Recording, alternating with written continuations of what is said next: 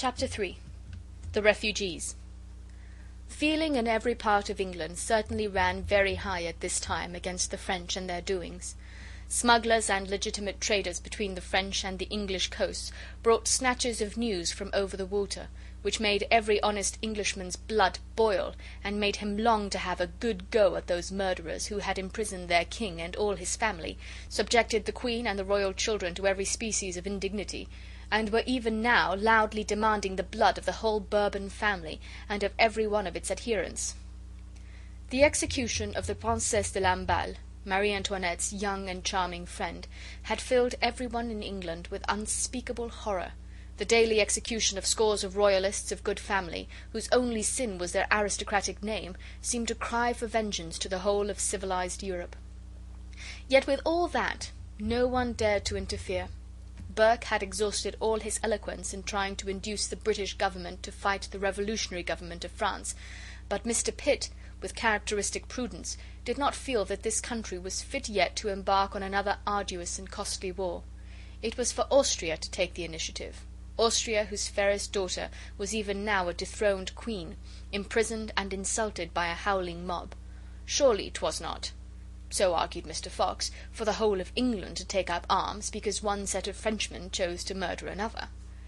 As for Mr. Jellyband and his fellow John Bulls, though they looked upon all foreigners with withering contempt, they were royalist and anti-revolutionist to a man, and at this present moment were furious with Pitt for his caution and moderation, although they naturally understood nothing of the diplomatic reasons which guided that great man's policy. By now Sally came running back, very excited and very eager. The joyous company in the coffee-room had heard nothing of the noise outside, but she had spied a dripping horse and rider who had stopped at the door of the Fisherman's Rest, and while the stable-boy ran forward to take charge of the horse, pretty Miss Sally went to the front door to greet the welcome visitor. "I think I seed my Lord Antony's horse out in the yard, father," she said, as she ran across the coffee-room.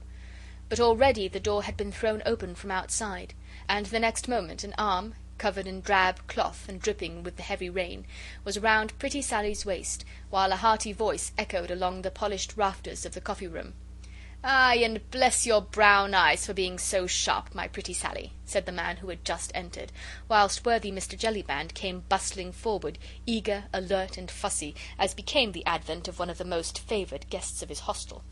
"Lord, I protest, Sally," added Lord Antony, as he deposited a kiss on Miss Sally's blooming cheeks, "but you are growing prettier and prettier every time I see you, and my honest friend Jellyband here have hard work to keep the fellows off that slim waist of yours. What say you, Mr. Waite?" Mr. Waite, torn between his respect for my lord and his dislike of that particular type of joke, only replied with a doubtful grunt. Lord Antony Dewhurst, one of the sons of the Duke of Exeter, was in those days a very perfect type of a young English gentleman. Tall, well set up, broad of shoulders, and merry of face, his laughter rang loudly wherever he went.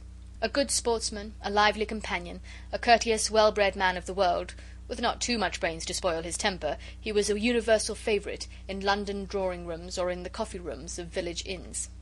At the Fisherman's Rest everyone knew him, for he was fond of a trip across to France, and always spent a night under worthy Mr. Jellyband's roof on his way there or back.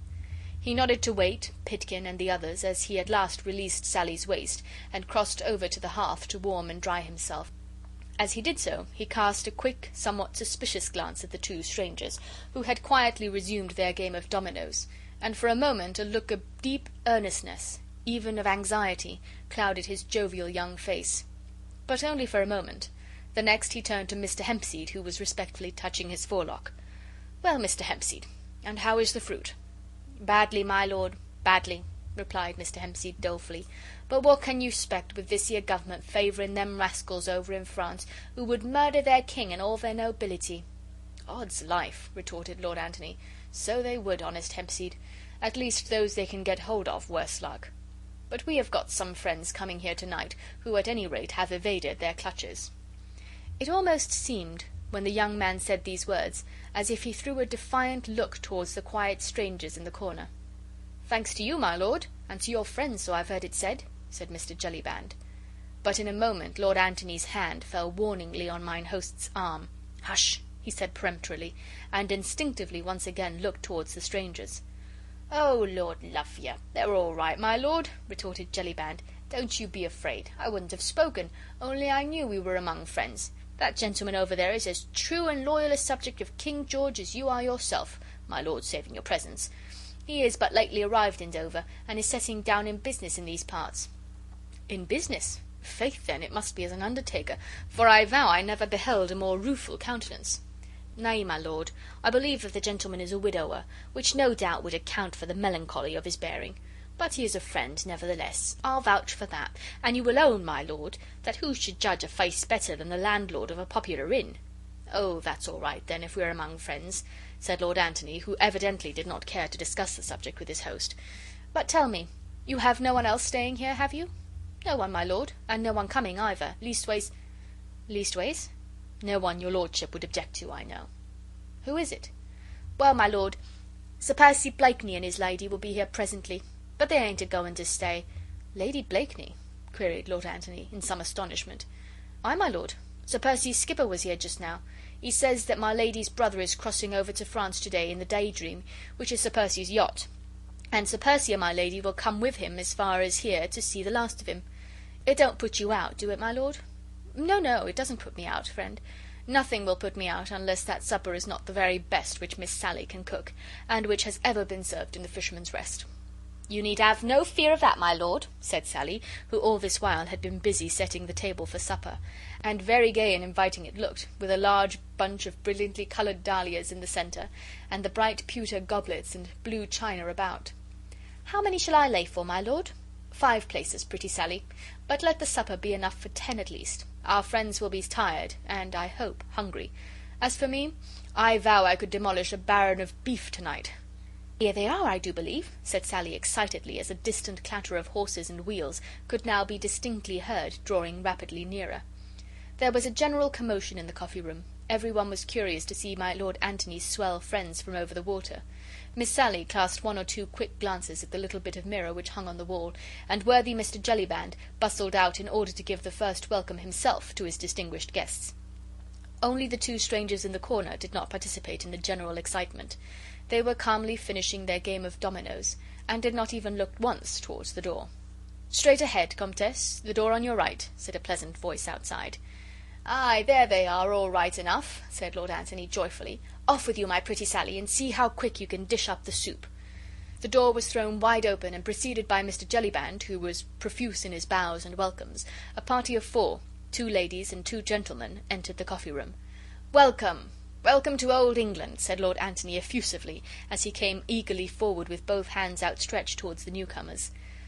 "Ah, you are Lord Anthony Dewhurst, I think?" said one of the ladies, speaking with a strong foreign accent. "At your service, madame," he replied, as he ceremoniously kissed the hands of both the ladies, then turned to the men and shook them both warmly by the hand. Sally was already helping the ladies to take off their travelling cloaks, and both turned, with a shiver, towards the brightly blazing hearth. There was a general movement among the company in the coffee-room. Sally had bustled off to her kitchen, whilst Jellyband, still profuse with his respectful salutations, arranged 1 or 2 chairs around the fire. Mr. Hempseed, touching his forelock, was quietly vacating the seat in the hearth. Everyone was staring curiously yet deferentially at the foreigners. "Ah, monsieur, what can I say?" said the elder of the 2 ladies, as she stretched a pair of fine aristocratic hands to the warmth of the blaze, and looked with unspeakable gratitude first at Lord Anthony, then at one of the young men who had accompanied her party, and who was busy divesting himself of his heavy caped coat. "Only that you are glad to be in England, Comtesse," replied Lord Anthony, "and that you have not suffered too much from your trying voyage." "Indeed, indeed, we are glad to be in England," she said, while her eyes filled with tears, "and we have already forgotten all that we have suffered." Her voice was musical and low, and there was a great deal of calm dignity, and of many sufferings nobly endured, marked in the handsome aristocratic face, with its wealth of snowy white hair dressed high above the forehead, after the fashion of the times. "I hope my friend, Sir Anthony Ffoulkes, proved an entertaining travelling companion, madame?" "Ah, indeed, Sir Andrew was kindness itself. How could my children and I ever show enough gratitude to you, oh, monsieur?" Her companion, a dainty girlish figure, childlike and pathetic in its look of fatigue and of sorrow, had said nothing as yet, but her eyes, large, brown, and full of tears, looked up from the fire and sought those of Sir Andrew Ffoulkes, who had drawn near to the hearth and to her. Then, as they met his, which were fixed with unconcealed admiration upon the sweet face before him, a thought of warmer colour rushed up to her pale cheeks. "So this is England," she said, as she looked round with childlike curiosity at the great hearth, the oak rafters, and the yokels with their elaborate smocks and jovial rubicund British countenances. "A bit of it, mademoiselle," replied Sir Andrew, smiling, "but all of it at your service." The young girl blushed again, but this time a bright smile, fleet and sweet, illumined her dainty face. She said nothing, and Sir Andrew too was silent. Yet those two young people understood one another, as young people have a way of doing all the world over, and have done since the world began. "But I say, supper!" here broke in Lord Antony's jovial voice. "Supper, honest Jellyband! Where is that pretty wench of yours, and the dish of soup? Zooks, man, while you stand there gaping at the ladies, they will faint with hunger." One moment, my lord," said Jellyband, as he threw open the door that led to the kitchen, and shouted lustily, "Sally! Hey, Sally there! Are you ready, my girl?" Sally was ready, and the next moment she appeared in the doorway, carrying a gigantic tureen, from which rose a cloud of steam and an abundance of savoury odour. "Odds life, supper at last!" ejaculated Lord Antony merrily, as he gallantly offered his arm to the Comtesse. "May I have the honour?" he added ceremoniously, as he led her towards the supper table. There was a general bustle in the coffee room. Mr. Hempseed and most of the yokels and fisher folk had gone to make way for the quality, and to finish smoking their pipes elsewhere. Only the two strangers stayed on, quietly and unconcernedly playing their game of dominoes and sipping their wine, whilst at another table Harry Waite, who was fast losing his temper, watched pretty Sally bustling round the table. She looked a very dainty picture of English rural life, and no wonder that the susceptible young Frenchman could scarce take his eyes off her pretty face. The Vicomte de Tournay was scarce 19, a beardless boy, on whom terrible tragedies which were being enacted in his own country had made but little impression. He was elegantly and even foppishly dressed, and once safely landed in England he was evidently ready to forget the horrors of the Revolution in the delights of English life. "Pardi, if this is England," he said, as he continued to ogle Sally with marked satisfaction, "I am of it satisfied." It would be impossible at this point to record the exact exclamation which escaped through Mr. Harry Waite's clenched teeth. Only respect for the quality, and notably for my Lord Antony, kept his marked disapproval of the young foreigner in check.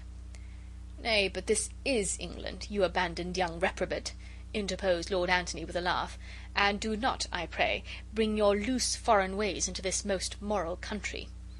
Lord Antony had already sat down at the head of the table, with the Comtesse on his right. Jellyband was bustling around, filling glasses and putting chairs straight. Sally waited, ready to hand round the soup. Mr. Harry Waite's friends had at last succeeded in taking him out of the room, for his temper was growing more and more violent under the Vicomte's obvious admiration for Sally. "Suzanne?" came in stern, commanding accents from the rigid Comtesse. Suzanne blushed again. She had lost count of time and of place whilst she had stood beside the fire, allowing the handsome young Englishman's eyes to dwell upon her sweet face, and his hand, as if unconsciously, to rest upon hers.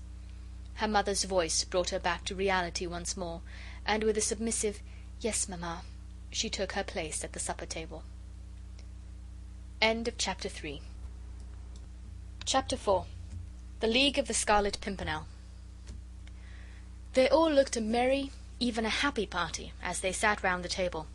Sir Andrew Ffoulkes and Lord Anthony Dewhurst, two typical, good-looking, well-born and well-bred Englishmen of that year of grace, 1792, and the aristocratic French Comtesse, with her two children, who had just escaped from such dire perils, and found a safe retreat at last on the shores of protecting England. In the corner the two strangers had apparently finished their game. One of them arose, and standing with his back to the merry company at the table, he adjusted with much deliberation his large triple-caped coat. As he did so, he gave one quick glance all around him. Everyone was busy laughing and chatting, and he murmured the words, "All safe." His companion then, with the alertness born of long practice, slipped onto his knees in a moment, and the next had crept noiselessly under the oak bench. The stranger then, with a loud "Good night," quietly walked out of the coffee-room. Not one of those at the supper table had noticed this curious and silent manoeuvre, but when the stranger finally closed the door of the coffee room behind him, they all instinctively sighed a sigh of relief. "Alone at last," said Lord Anthony jovially. Then the young Vicomte de Tournay rose, glass in hand, and with the graceful affection peculiar to the times, he raised it aloft and said in broken English, "To His Majesty George III of England. God bless him for his hospitality to us all, poor exiles from France."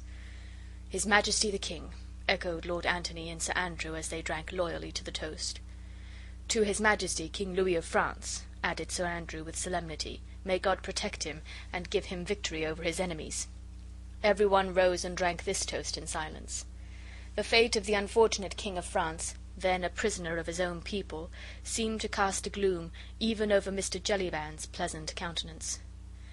"And to Monsieur le Comte de Tournay de Basserive," said Lord Anthony merrily. "May we welcome him in England before many days are over." "Ah, monsieur," said the Comtesse, as with a slightly trembling hand she conveyed her glass to her lips, "I scarcely dare to hope." But already Lord Anthony had served out the soup, and for the next few moments all conversation ceased, while Jellyband and Sally handed round the plates, and every one began to eat. "Faith, madame," said Lord Anthony after a while, "mine was no idle toast. Seeing yourself, Mademoiselle Suzanne, and my friend the Vicomte safely in England now, surely you must feel reassured as to the fate of Monsieur le Comte." "Ah, monsieur," replied the Comtesse, with a heavy sigh, "I trust in God. I can but pray and hope." "Aye, madame," here interposed Sir Andrew Ffoulkes, "trust in God by all means, but believe also a little in your English friends, who have sworn to bring the Count safely across the Channel, even as they have brought you today." "Indeed, indeed, monsieur," she replied, "I have the fullest confidence in you and your friends. Your fame, I assure you, has spread throughout the whole of France. The way some of my own friends have escaped from the clutches of that awful revolutionary tribunal was nothing short of a miracle, and all done by you and your friends. We were but the hands, Madame la Comtesse." "But my husband, monsieur," said the Comtesse, whilst unshed tears seemed to veil her voice, "he is in such deadly peril. I would never have left him, only there were my children. I was torn between my duty to him and to them. They refused to go without me, and you and your friends assured me so solemnly that my husband would be safe. But oh, now that I am here amongst you all, in this beautiful, free England, I think of him, flying for his life, hunted like a poor beast, in such peril. Ah, I should not have left him. I should not have left him." The poor woman had completely broken down. Fatigue, sorrow, and emotion had overmastered her rigid aristocratic bearing. She was crying gently to herself, whilst Suzanne ran up to her and tried to kiss away her tears. Lord Anthony and Sir Andrew had said nothing to interrupt the Comtesse while she was speaking. There was no doubt that they felt deeply for her. Their very silence testified to that. But in every century, and ever since England has been what it is, an Englishman has always felt somewhat ashamed of his own emotion and of his own sympathy, and so the two young men said nothing, and busied themselves in trying to hide their feelings, only succeeding in looking immeasurably sheepish. "As for me, monsieur," said Suzanne suddenly, as she looked through a wealth of brown curls across at Sir Andrew, "I trust you absolutely, and I know that you will bring my dear father safely to England, just as you brought us today." This was said with so much confidence, such unuttered hope and belief, that it seemed as if by magic to dry the mother's eyes, and to bring a smile upon everybody's lips. "Nay, you shame me, mademoiselle," replied Sir Andrew. "Though my life is at your service, I have been but a humble tool in the hands of our great leader, who organized and effected your escape." He had spoken with so much warmth and vehemence that Suzanne's eyes fastened upon him in undisguised wonder. "Your leader, monsieur?" said the Comtesse eagerly. "Ah, of course, you must have a leader, and I did not think of that before. But tell me, where is he? I must go to him at once, and I and my children must throw ourselves at his feet and thank him for all that he has done for us." "Alas, madame," said Lord Anthony, "that is impossible." "Impossible? Why?" "Because the Scarlet Pimpernel works in the dark, and his identity is only known under the solemn oath of secrecy to his immediate followers. The Scarlet Pimpernel? Said Suzanne with a merry laugh. Why, what a droll name! What is the Scarlet Pimpernel, monsieur? She looked at Sir Andrew with eager curiosity. The young man's face had become almost transfigured. His eyes shone with enthusiasm, hero worship, love, admiration for his leader seemed literally to glow upon his face. The Scarlet Pimpernel, mademoiselle, he said at last, is the name of a humble English wayside flower, but it is also the name chosen to hide the identity of the best and bravest man in all the world, so that he may better succeed in accomplishing the noble task he has set himself to do. Ah, yes, here interposed the young Vicomte. I have heard speak of this Scarlet Pimpernel. A little flower, red, yes? They say in Paris that every time a royalist escapes to England, that devil, Fouquier-Tinville, the public prosecutor, receives a paper with that little flower designated in red upon it, yes? Yes, that is so, assented Lord Anthony. Then you will have received one such paper today? Undoubtedly. Oh, I wonder what he will say, said Suzanne merrily. I have heard that the picture of that little red flower is the only thing that frightens him. Faith, then, said Sir Andrew, he will have many more opportunities of studying the shape of that small scarlet flower. Ah, monsieur, sighed the Comtesse, it all sounds like a romance, and I cannot understand it all. Why should you try, madame? But tell me, why should your leader, why should you all, spend your money and risk your lives, for it is your lives you risk, monsieur, when you set foot in France, and all for us French men and women, who are nothing to you? Sport, Madame la Comtesse, sport, asserted Lord Anthony, with his jovial, loud, and pleasant voice. We are a nation of sportsmen, you know, and just now it is the fashion to pull the hair from between the teeth of the hound. Ah, no, no, not sport only, monsieur. You have a more noble motive, I am sure, for the good work you do. Faith, madame, I would like you to find it, then. As for me, I vow I love the game, for this is the finest sport I have yet encountered.